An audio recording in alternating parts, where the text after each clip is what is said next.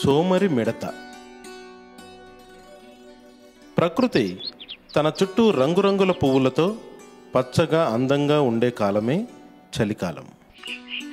ఆ మంచి వాతావరణంలో పక్షులు, జంతువులకు తినడానికి బోలెడు ఆహారం దొరికేది. ఒకరోజు చెట్ల ఆకుల్లో కూర్చుని ఉన్న మిడత ఒక పాటను శ్రావ్యంగా పాడుతూ ఉన్నది. కొన్ని చీమలు ఎంతో కష్టపడి ఆహారాన్ని మోసుకెళ్ళి నిల్వ చేసుకోవడం గమనించింది. వాటిని తమాషా పట్టించాలని ఓ చీమను ఆపి ఈ విధంగా ప్రశ్నించింది. ఏమిటి హడావిడి? మీరంతా ఎందుకు కష్టపడుతున్నారు? ఈ చలికాలాన్ని సంతోషంగా గడపలేరా? దొరికింది తిని హాయిగా ఉండక మీకెందుకీ ప్రయాస అంటూ ప్రశ్నలు సంధించింది. చీమ మిడతతో ఇలా అంది. ఈ చలికాలంలో మంచు కురిశాక మాకు ఎలాంటి ఆహారం లభించదు. అందుకని ముందుగానే ఆహారాన్ని నిల్వ చేసుకుంటున్నాము. తర్వాత ఇబ్బంది ఉండదు కదా అనగానే మిడత, ఏమిటి మీ పిచ్చి పనులు?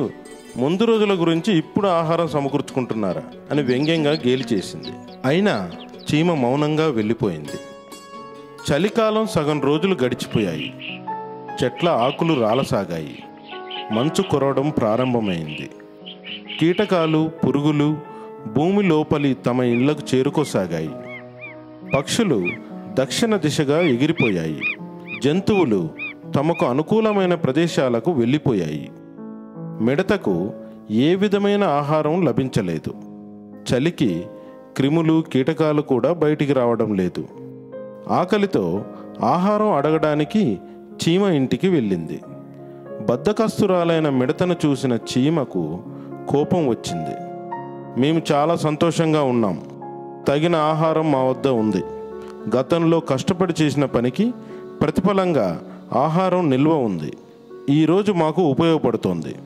నీవు పాటలు పాడుతూ చాలా సోమరిగా, బాధ్యతారహితంగా గడిపావు కదా. ఇప్పుడు ఎందుకు పాటలు పాడటం లేదు? వెళ్ళిపో. నీలాంటి వాళ్ళతో మాట్లాడి కాలాన్ని వృధా చేసుకోలేము. వెళ్ళిపోమ్మని గద్దించింది చీమ. ఈ కథలో నీతి, నేడు చేసే పొదుపు రేపటి భవిష్యత్తుకు మేలుకొలుపు.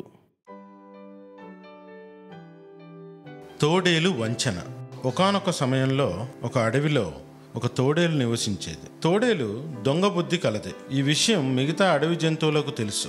అందుకని తోడేలుతో అతి జాగ్రత్తగా మసలుకునేవారు. అందువల్ల తోడేలుకు సరిగ్గా ఆహారం దొరికేది కాదు. అందుకని అడవిని వదిలి గ్రామాల్లోకి వెళ్ళాలనుకుంది.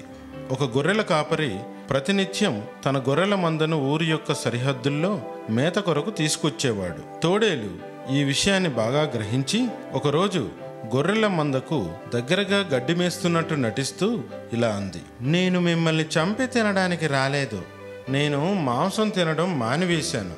గడ్డి తినడానికే వచ్చాను. ప్రస్తుతము నేను మీలా శాకాహారినే. మీతోనే కలిసి ఉంటానే. అప్పుడు గొర్రెలు, మేము నిన్నెలా నమ్మేది? మీ కళ్ళతో మీరు స్వయంగా చూడవచ్చు. నేను గడ్డినే మేస్తున్నాను. అది విని మందలోని ఒక గొర్రె పిల్ల, అవునవును, నువ్వు గడ్డే తింటున్నావు. కానీ నువ్వు గడ్డెందుకు తింటున్నావు?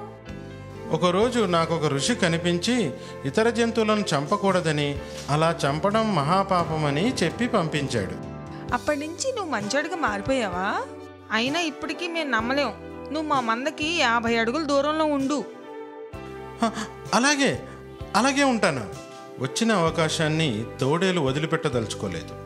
ఆ రోజు నుండి గొర్రెల మందకు 50 అడుగుల దూరంలో ఉండేది. గొర్రెలకు ఎలాంటి హాని తలపెట్టలేదు. మిగతా క్రూర జంతువుల బారి నుండి గొర్రెలను రక్షించేది. ఈ విషయాన్ని గమనించిన గొర్రెల కాపరి తోడేలును ఎంతగానో విశ్వసించాడు.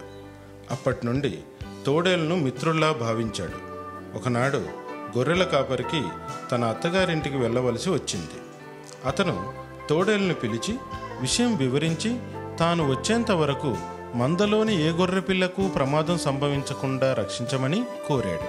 అందుకు సంతోషంగా తోడేలు ఒప్పుకొని అది తన బాధ్యతగా భావిస్తానని చెప్పింది. గొర్రెల కాపరి ఎంతో నమ్మకంగా తన అత్తగారింటికి బయలుదేరాడు. తోడేలుకు మంచి అవకాశం దొరికింది. ప్రతిరోజు 2 లేదా 3 గొర్రెలను చంపి తినేది. క్రమక్రమంగా గొర్రెల సంఖ్య పూర్తిగా తగ్గిపోయింది. గొర్రెలన్నింటినీ తోడేలు చంపి తిని అడవిలోకి వెళ్ళిపోయింది. కొద్ది రోజుల తర్వాత గొర్రెల కాపరి తన ఇంటికి తిరిగి వచ్చాడు.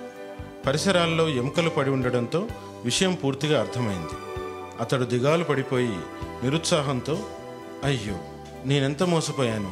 వంచించే తోడేలను నేను ఎలా విశ్వసించాను? మోసకారి ఎప్పటికీ మోసకారే కదా అంటూ వాపోయాడు. తెనాలి, ఏమిటి మహారాజా? సాధువులు బ్రాహ్మణులు వేదాంగాల్లో గొప్ప పండితులు కదా. అవును మహారాజా, మీరు చెప్పింది నిజమే. వర్తకులకు ఈ పాండిత్యం ఉండదు కదా. అవును, అది కూడా నిజమే మహారాజా.